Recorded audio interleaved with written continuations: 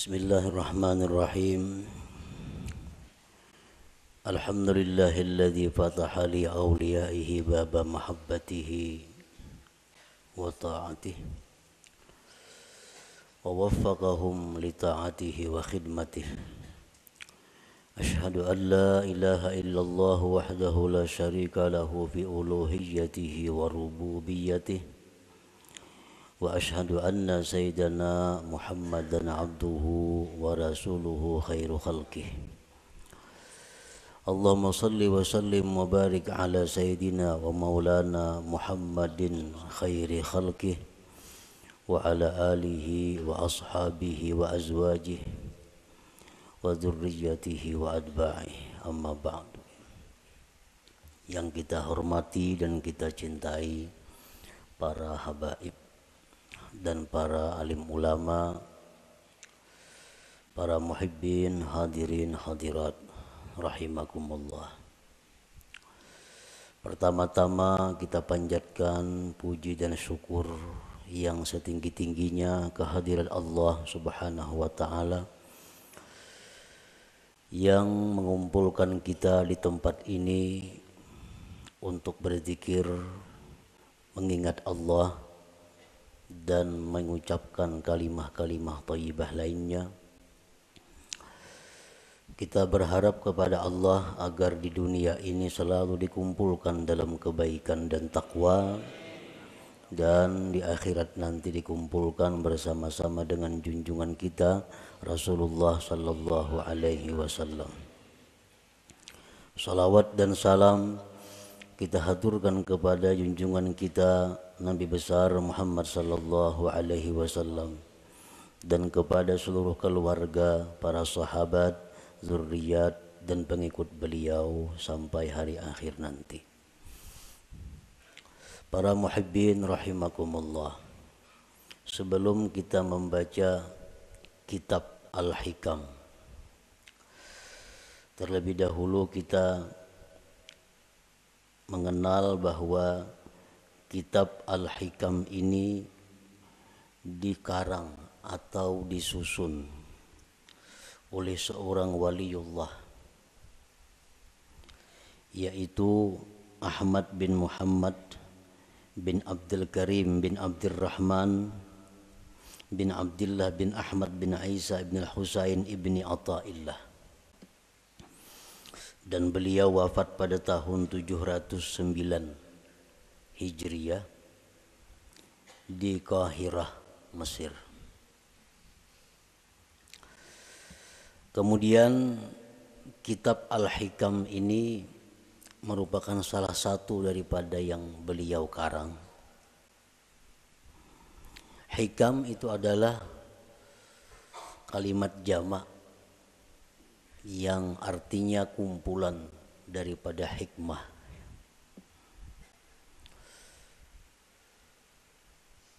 Syekh Muhammad Hayat As-Sindi mengatakan bahwa di dalam hikam itu ada 264 hikmah.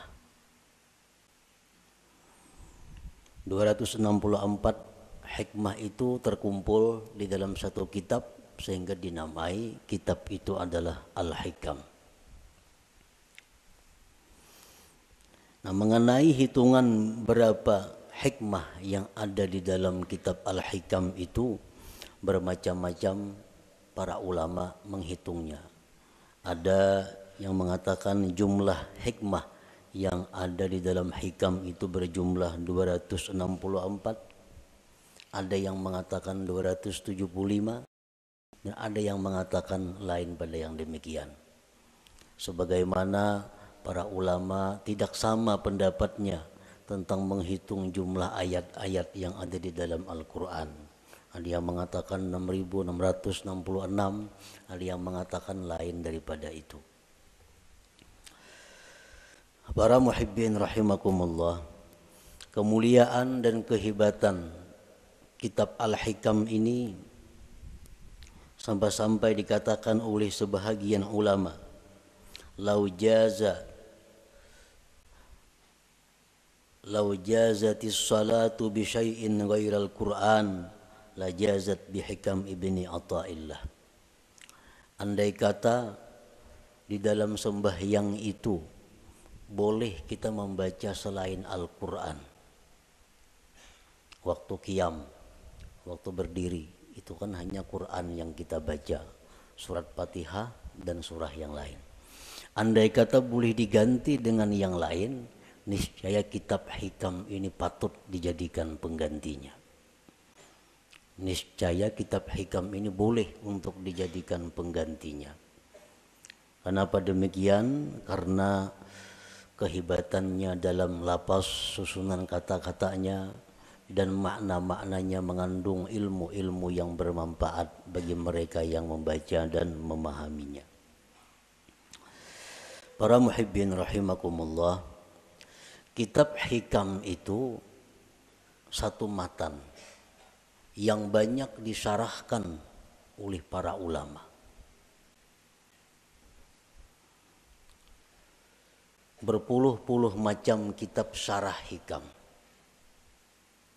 Intinya adalah menguraikan seluas-luasnya apa yang terkandung di dalam hikmah per hikmah yang ada di dalam kitab hikam itu. Nah, oleh karena itu, di dalam kesempatan kita membaca kitab hikam ini, ulun kadang mengambil kepada satu kitab syarah hikam tertentu. Jadi artinya kita membaca matannya, kemudian kita ambil dari beberapa syarah-syarah yang ada yang telah dikarang oleh para ulama itu. Para muhibbin rahimakumullah, al-hikmatul ula, hikmah yang pertama di dalam kitab hikam, min alamatil i'timad 'alal amal nuqsanur raja inda wujudiz zalal. Nah, ini kalimat hikmah yang pertama di dalam kitab hikam itu. Min alamatil i'timad 'alal amal nuqsanur raja inda wujudiz zalal. Artinya, sebagian daripada tanda berpegangnya seseorang dengan amal, berkurangnya mengharap rahmat Allah ketika adanya kesalahan pada dirinya.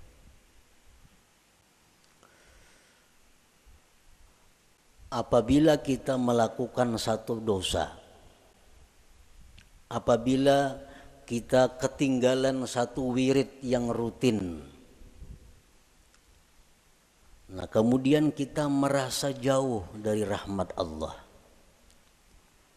kita merasa jauh daripada kasih sayang Allah, itu menunjukkan bahwa kita namanya berpegang dengan amal.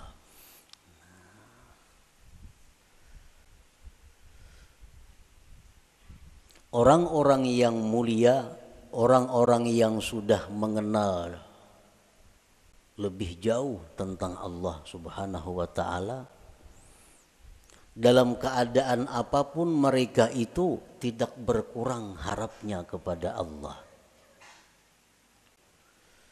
Baik mereka dalam melakukan taat atau mereka sedang diuji dengan kemaksiatan, harap mereka kepada Allah tetap sama. Kenapa sebabnya? Karena mereka tidak berpegang kepada amal. Mereka itu berpegang kepada rahmat Allah, berpegang kepada anugerah Allah Subhanahu wa ta'ala. Para muhibbin rahimakumullah, amal itu artinya adalah harakatul jismi awil qalbi. Itu ngarannya amal. gerak tubuh, gerak jasad atau hati. Bila bergerak awak kita nih ngarannya beramal. Nah, bila bergerak hati kita ngarannya beramal. Itu arti amal. Fa in taharraka bima fihi sawab summiya ta'atan. Wa in taharraka bima fihi al-iqab summiyat maksiatan. Apabila gerak badan kita atau gerak hati kita itu ada pahalanya, itu ngarannya taat. Apabila gerak badan atau hati kita itu mengakibatkan kita disiksa, ngarannya maksiat. Jadi maksiat itu beramal juga. Kuat badan itu beramal jar. Orangnya penjudi. Kawah jadi padahal kan pak amalnya. Karena amal itu artinya gerak badan atau gerak hati. Bila bapahala ngarannya taat, bila maksiat ngaran, bilanya disiksa ngarannya maksiat.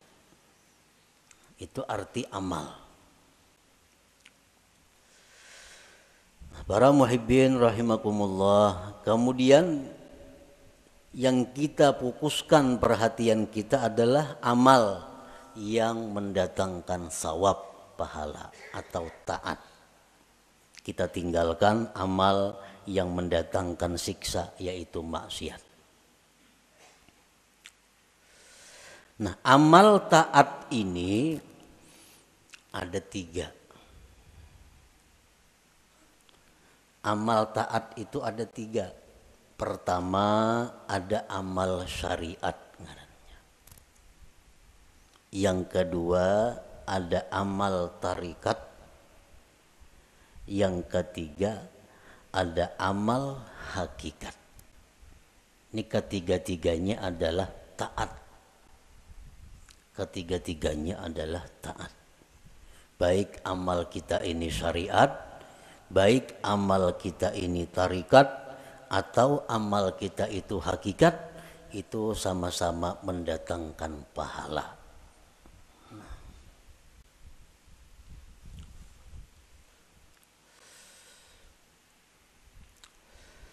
Amal syariat untuk apa?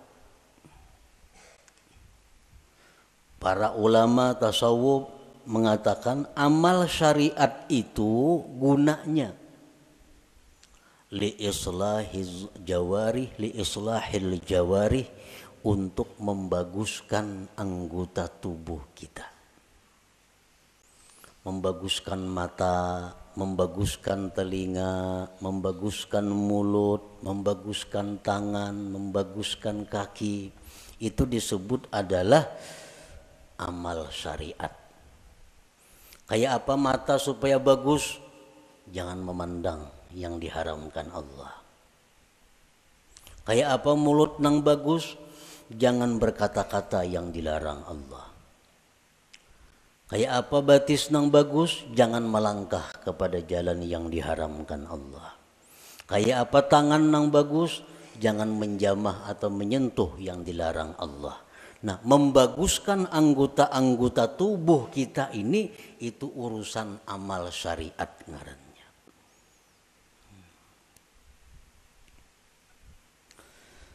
Wa amalut tariqah li islahil qulub. Sedangkan amal tarikat itu untuk membaguskan hati.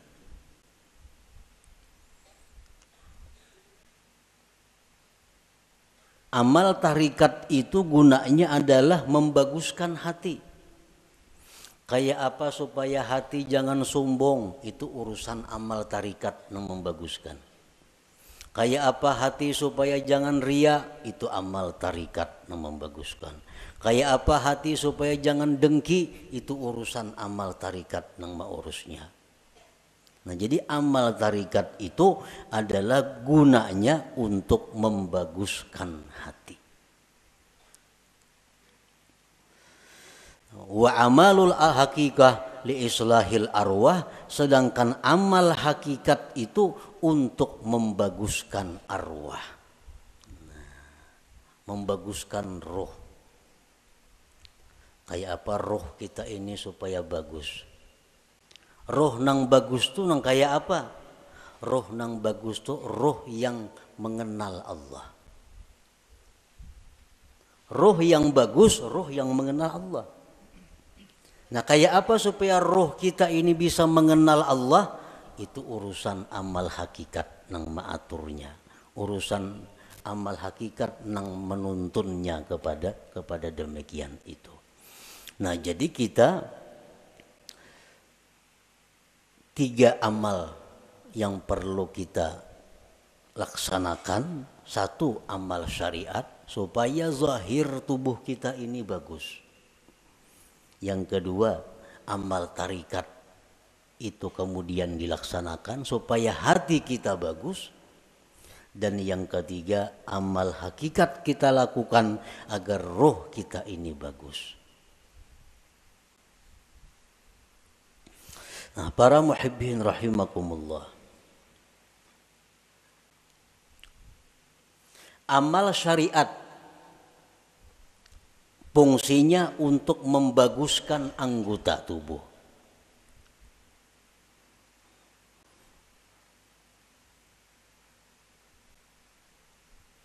Amal syariat fungsinya untuk membaguskan anggota tubuh. Apa inti daripada amal syariat itu? Amal syariat itu saling banyakan. Tetapi kembali kepada 3 pokok. 3 pokok inilah yang disebut dengan amal syariat. Pertama, tobat. Nah, pertama tobat. Yang kedua, takwa. Yang ketiga, istiqamah.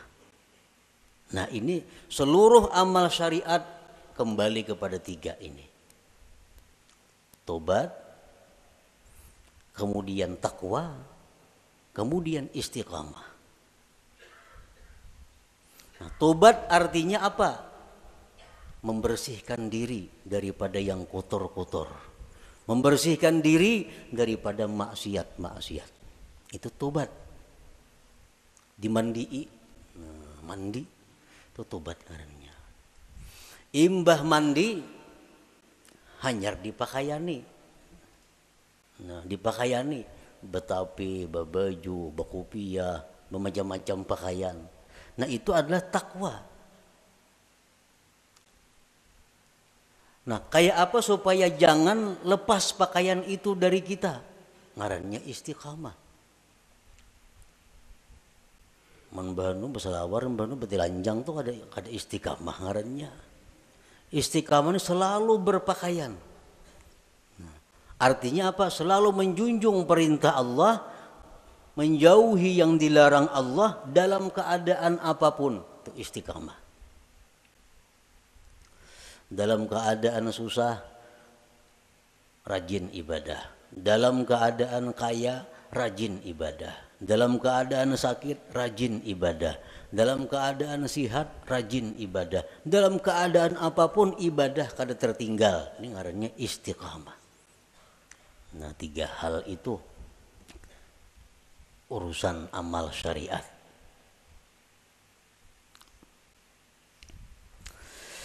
Nah, kemudian amal tarikat.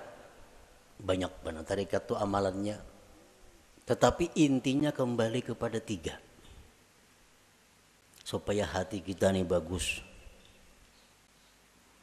Pertama, ikhlas.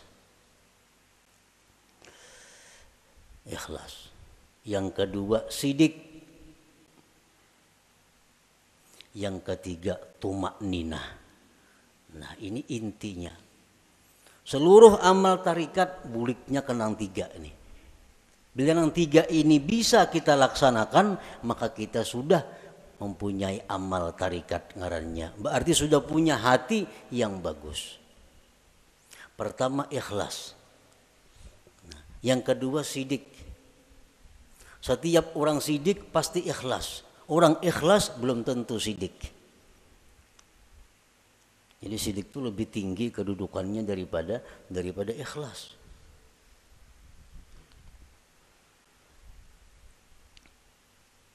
Orang sembahyang itu bisa ikhlas, belum tentu sidik. Belum tentu sidik. Buktinya apa? Belum tentu sidik. Seringkali kita mengucap dalam sembahyang itu Bismillahirrahmanirrahim, mulut kita, tapi hati kita di manakah? Hati kita di rumah.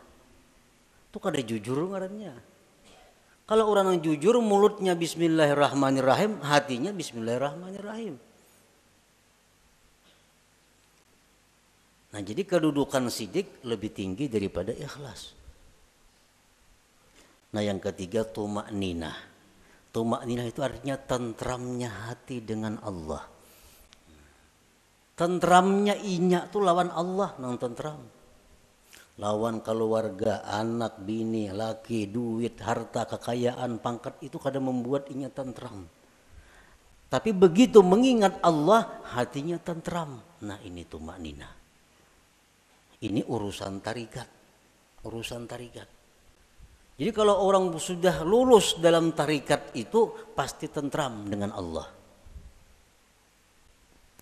Alladzina amanu wa tatma'innu qulubuhum bidzikrillah, ala bidzikrillah tatma'innul qulub. Ini untuk orang tarikat.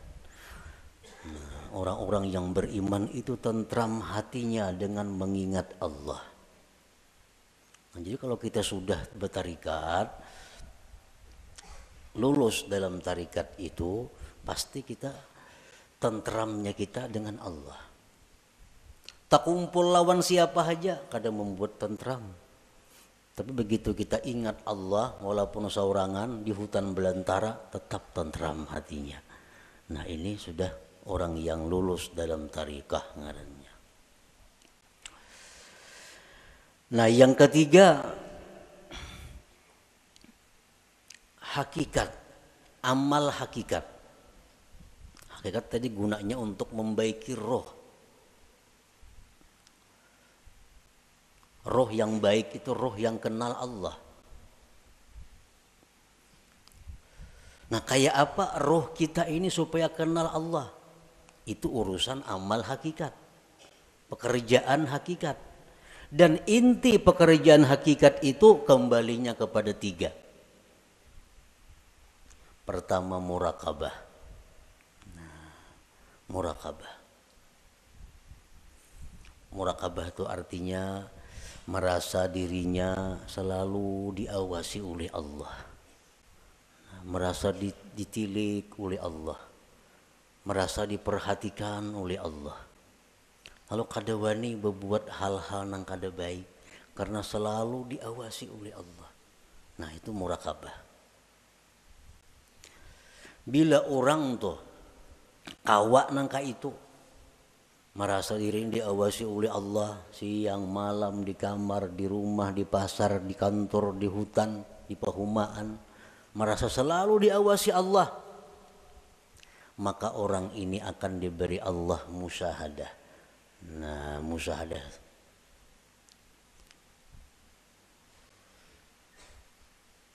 Bila orang itu sudah musyahadah lawan Allah, ngarannya ma'rifat lawan Tuhan. Jadi amal hakikat ini tiga, murakabah, musyahadah, ma'rifat. Itu amal hakikat ngarannya.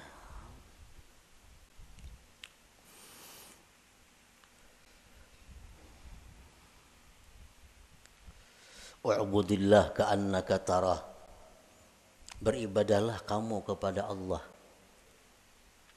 seolah-olah engkau itu melihat Allah. Nah, itu musyahadah.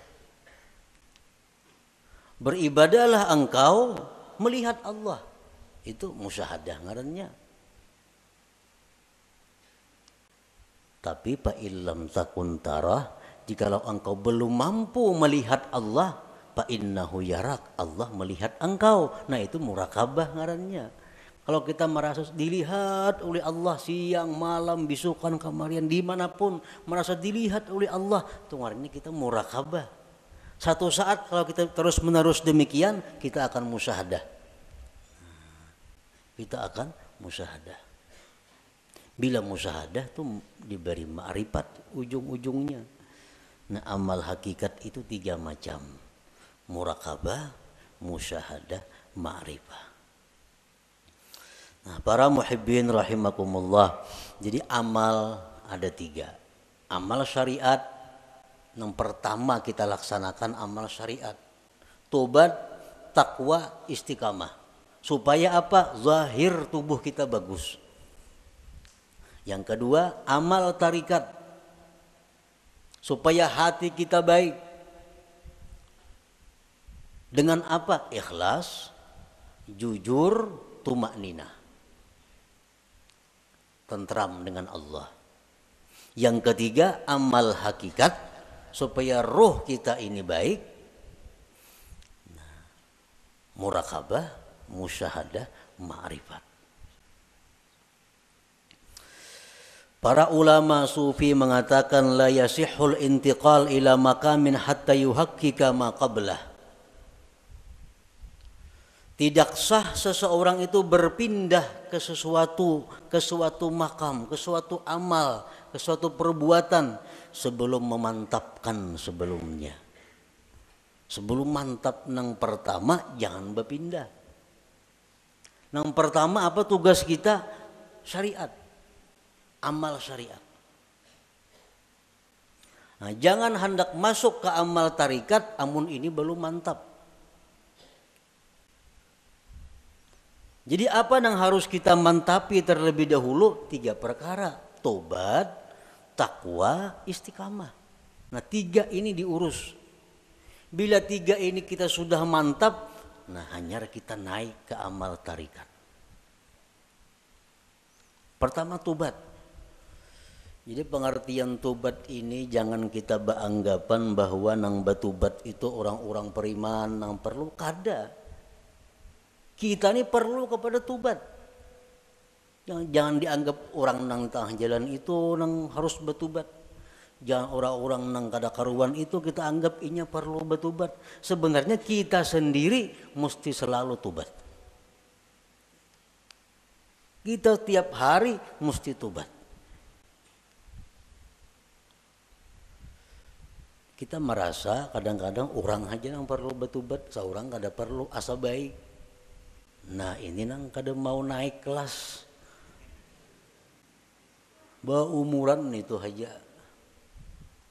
Kenapa? Karena bila merasa tubat orang nang perlu betubat, seorang ini asa bujur sudah.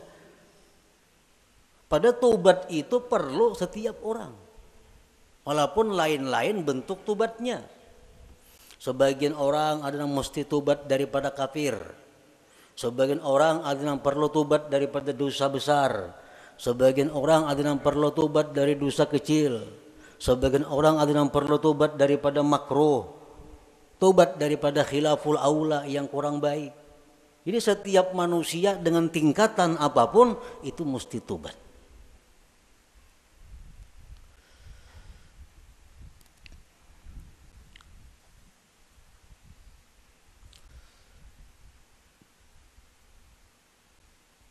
Nah kita sudahlah bertobat, sudah.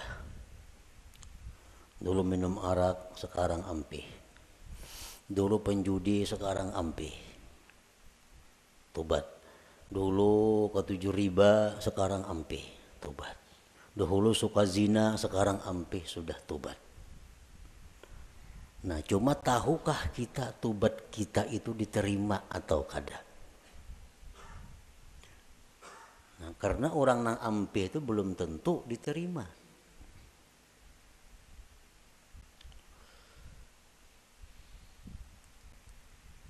Intinya adalah diterima.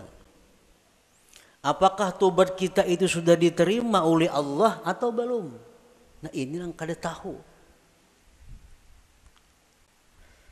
Maka kita kada boleh naik ke suatu makam, ke suatu tingkatan sebelum memantapkan tingkatan yang pertama. Hanyar tingkatan yang kedua. Mantap nang kedua, hanyar naik ke tingkatan nang ketiga. Selama kita belum biris tingkatan syariat, kada akan bisa kita mengaji ilmu tarikat. Mengaji bisa, paham bisa, memakai pasti kada kawa. Memakai pasti kada kawa. Mau kada kawa.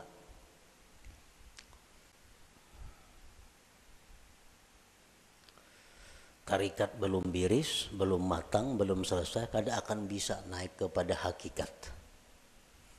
Maka dengan hakikat itulah kita bisa dapat kepada ma'rifat. Nah, jadi diibaratkan itu ma'rifat itu satu mutiara. Nah, mutiara, andaknya mutiara itu di dalam ruangan nang halus, muat awak. Ruangannya muat awak. Ruangan nang halus ini andaknya di sebuah kamar. Nah, kamar kawah jorong boleh membaandam. Dan kamar itu andaknya dalam sebuah rumah. Nah, rumah ini mau naik sepeda motor kawah aja ke rumah. Nah, jadi kita kada bisa masuk ke rumah kalau kita masih banyak bawaan. Ada kawan. Kalau kita masih banyak bawaan kita ini masih berinting, sering banyakan bawaan. Kalau kita bakajal ke rumah, kada kawa. Buangi nang kada perlu supaya kita kawa masuk ke rumah. Nah, motor ditinggal, nang mana diisi motor, toko ditinggal. Kalau mau angkut toko ke rumah, kada kawa. Nah, kios ditinggal, kabun ditinggal, kada muat rumah.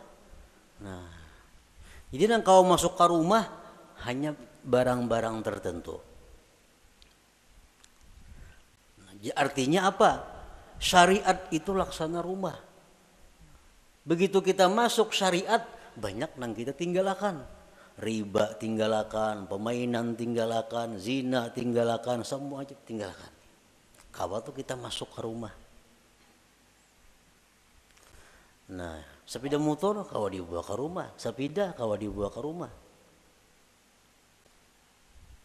Begitu kita hendak masuk kamar, nah, ngalih hambo sepeda motor ke kamar, ngalih bawa kendaraan ke kamar itu, pas ditinggal di luar kamar, baka karasan kada kawa bahanjuran. Nah, sama halnya kita ini kalau hendak masuk kepada tarikat, buangi gawian-gawian yang lain-lain supaya kita muat bandak di situ. Nah, hendak masuk pulang ke hakikat, halus kamarnya muat awak, jam tangan gini dipacul kada kawa. Kacamata santuk pacul juga. Nah, muat beti lanjang aja kawa lagi.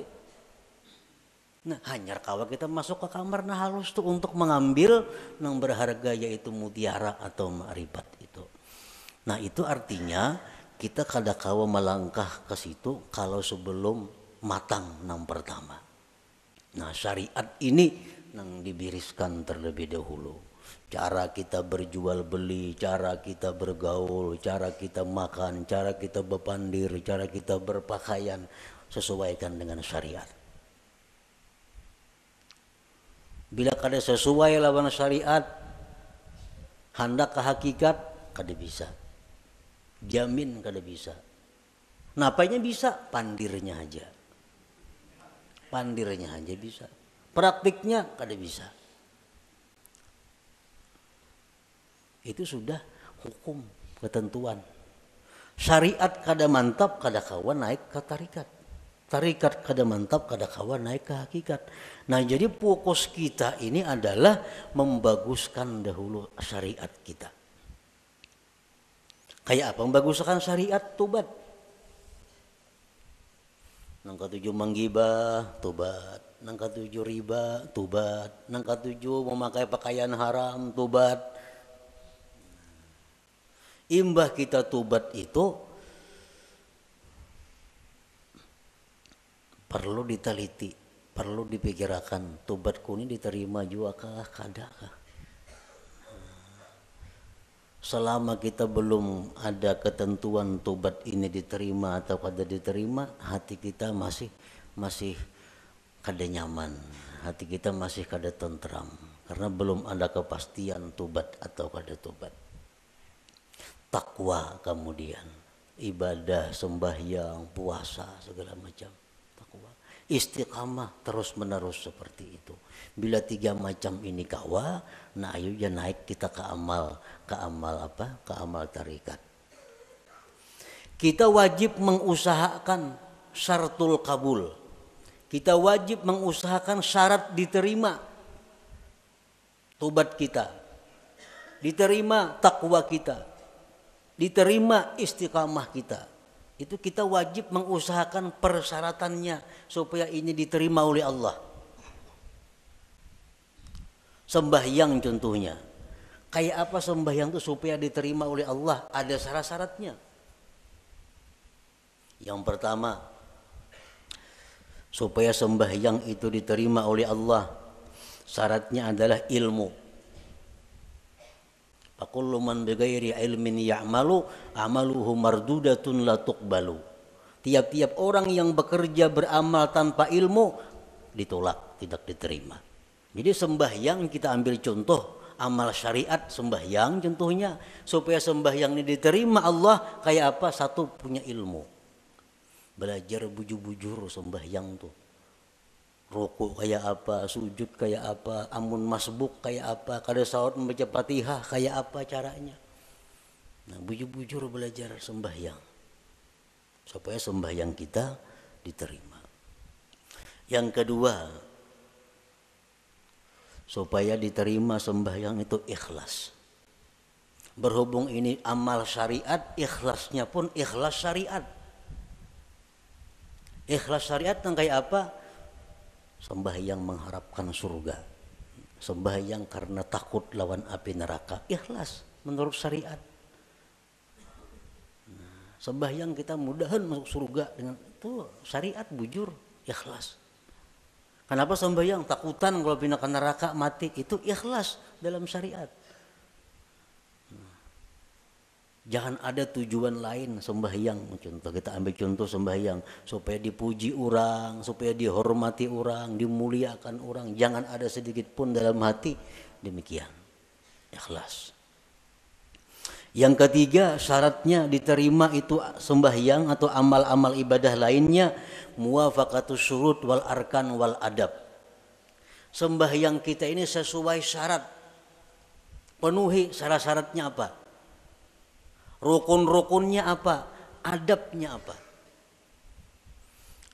Orang nak sembahyang mesti berwudu, suci daripada hadas najis, menutup aurat, menghadap kiblat, masuk waktu. Nah, penuhi. Bersihin najis, sucikan hadas dengan wudu, tutup aurat, tunggu waktu sembahyang, bila masuk hanyar sembahyang. Nah, itu syaratnya sudah biris. Syaratnya biris, rukunnya, rukun sembahyang. Ruku kayak apa, bacaan Fatihahnya kayak apa, sujudnya kayak apa, sesuaikan dengan aturan. Embah itu pulang adab.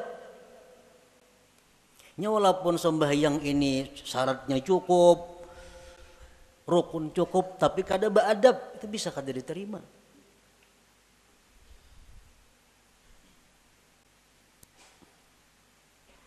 Sesuaikan adabnya. Contohnya contohnya sembahyang pakai pinggang. Allahu Akbar. Nah, pakai pinggang. Ini lawan syarat kada bertentangan. Lawan rukun kada bertentangan. Tapi adab bertentangan. Allah kada menerima sembahyang kayak ini. Harap tinggi Tuhan sembahyang kayak itu. Allahu Akbar. Nah. Jadi adab sembahyang termasuk nang sunat-sunat dalam sembahyang dilaksanakan. Yang keempat, ada mubtilat wal mukrihat wal makruhat.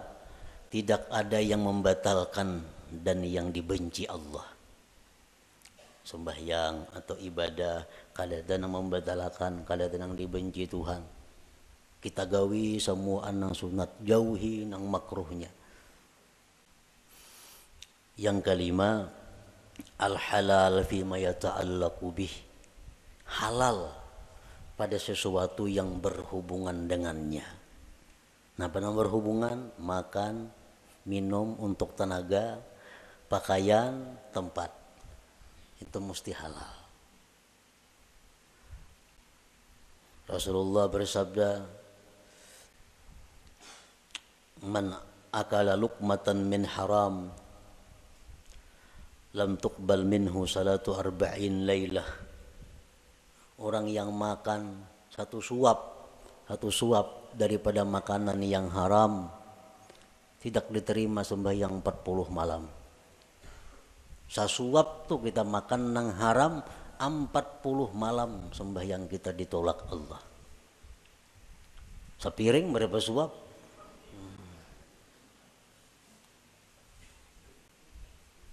Nah, ini urusan amal syariat.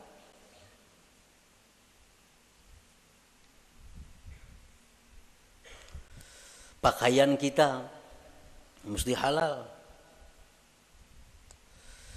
Rasulullah SAW bersabda, man ishtara sauban bi ashri darahim bisamanihi dirhamun haram lam yaqbalillah salatahu ma dama alaihi minhu syai.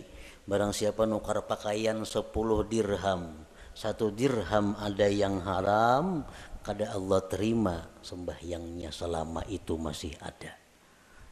Nah, jadi kalau amal syariat ini kita biriskan dan kita usahakan syarat diterima oleh Allah, nah hanya kita melangkah ke amal hak tarikah, hanya ke amal tarikah. Para muhibbin rahimakumullah, Imam Ahmad ibnu Athaillah tadi mengatakan, termasuk tanda orang yang berpegang dengan amal, kurangnya berharap kepada Allah ketika terjadi maksiat pada dirinya. Nah, sekarang kita tadi beramal, tobat sudah kita laksanakan, syarat-syarat untuk diterima sudah kita laksanakan, takwa sekarang ini kita laksanakan, istiqamah kita laksanakan. Jangan sekali-kali kita berpegang, kita condong, kita gembira dengan tobat, takwa, dan istiqamah itu. Jangan sekali-kali kita berpegang, jangan sekali-kali kita bersandar, jangan merasa gembira dengan tobat, takwa, dan istiqamah tadi. Kenapa sebabnya? Karena takwa, tobat, istiqamah itu bagian amal syariat tuh, itu kada akan bisa memasukkan kita ke dalam surga. Kada perlu kita gembira dengan itu. Lalu apa nang kita gembirakan? Nang kita banggakan, nang kita gembirakan itu adalah rahmat Allah nang datang kepada kita sehingga kita bisa tobat, bisa takwa, bisa istiqamah. Nah, rahmat Allah ini nang kita gembirakan, bukan takwanya.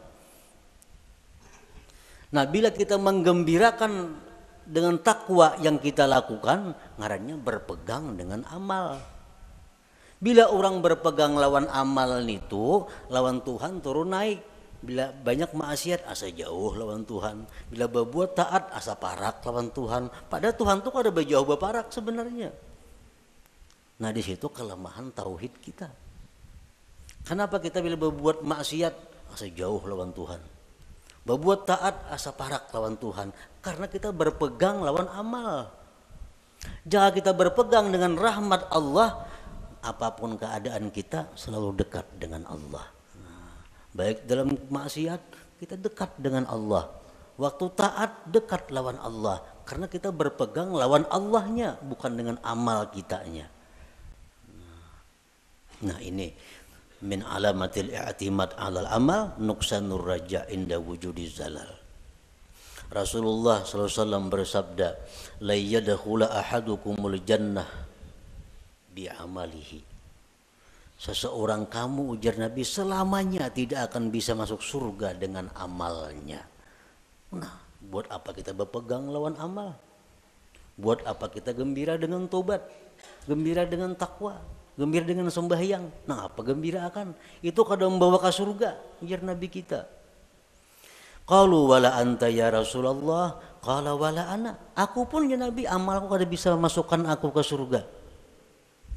Illa ayyatagammadani Allah birahmatih, kecuali Allah yang meliputkan aku dengan rahmatnya. Nah rahmatnya ini yang kita gembirakan. Oh kita gembira, kita suka tobat, sebab Allah memberikan rahmat kepada aku. Bukan dengan tobatnya kita gembira, tapi dengan rahmat yang diberikan Allah kepada kita. Nah itu yang kita pegang. Bila kita memegang rahmat Allah, kita kada akan berubah dengan Allah dalam keadaan taat atau dalam keadaan maksiat. Nah inilah inti daripada yang dimaksud dalam hikmah yang pertama Imam Ahmad Ibnu Athaillah, min alamatil i'timad alal amal nuqsanur raja inda wujudiz zalal. Tanda orang yang berpegang dengan amal, kurang berharap, rasa jauh bila mana dia maksiat kepada Allah, padahal kada boleh itu. Jadi kita dalam taat dekat dengan Tuhan. Kita waktu maksiat pun jangan merasa jauh lawan Tuhan, tetap dekat dengan Tuhan. Karena maksiat taat itu adalah bagian daripada amal. Amal kada perlu kita pegang. Yang kita pegang adalah Allah, rahmatnya dan anugerahnya. Nah kemudian sesudah itu al-hikmatus saniyah, hikmah yang kedua daripada Imam Ahmad Ibnu Athaillah, iradatuka tajrid ma'a ikamatillah iyyaka bil asbab minasyahwatil khafiyah wa iradatukal asbab ma'a ikamatillah iyyaka bit tajrid inhitatun anil himmatil aliyah. Nah itu kita baca insyaallah pada minggu yang akan datang. La hadratin Nabi sallallahu alaihi wasallam al-Fatihah. A'udzu billahi minasyaitonir rajim. Bismillahirrahmanirrahim. Bismillahirrahmanirrahim. Maliki yaumiddin. Iyyaka na'budu wa iyyaka nasta'in.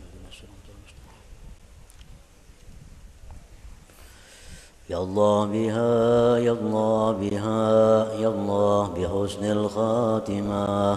Ya Allah biha, ya Allah biha, ya Allah bihusnil khatimah. Ya Allah biha, ya Allah biha, ya Allah bihusnil khatimah. Ya ayyuhar rajun minhu syafatan sallu وسلموا تسليما اللهم صل وسلم وبارك عليه